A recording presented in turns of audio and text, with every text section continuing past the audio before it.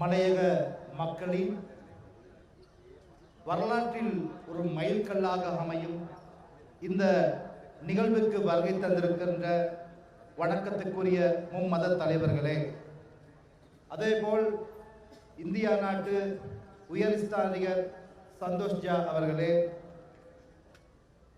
அன்புக்குரிய தோழர் அமைச்சர் சமந்த வித்யாரட்ன அவர்களே, அமைச்சர் தோழர் ராமலிங்கம் சந்திரசேகரன் அவர்களே, இங்கு வருகை தந்திருக்கிற ஆளுநர்களே, பிரதி அமைச்சர்களே, அரசு அதிகாரிகளே, உயர்ஸ்தானிகருடைய அதிகாரிகளே, பாராளுமன்ற உறுப்பினர்களே மற்றும் என் இனிய மலையக சொந்தங்களே, ஊடக நண்பர்களே, உங்கள் அனைவருக்கும் நேர வந்தனங்களை தெரிவித்துக் கொள்வதில் பெரும் மகிழ்ச்சி அடைகிறோம்.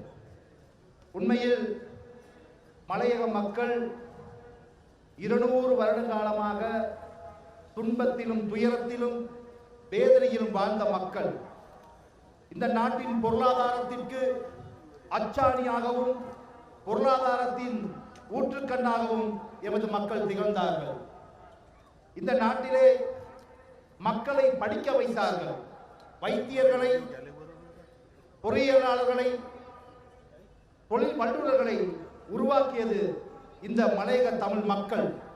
ஆனால் ஆட்சியாளர்கள் எங்களை படிக்க வைக்கவில்லை.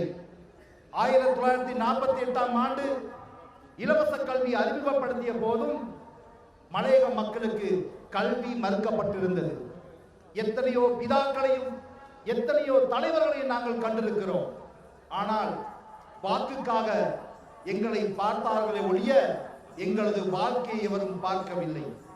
ஆனால் இந்த நாட்டில் மாத்திரமல்ல, இந்த உலகத்திலேயே மிகப்பெரிய ஒரு அரசியல் மாற்றம், மக்கள் நாயகன் உருவெடுத்த நாடாக இலங்கை மாறியிருக்கிறது.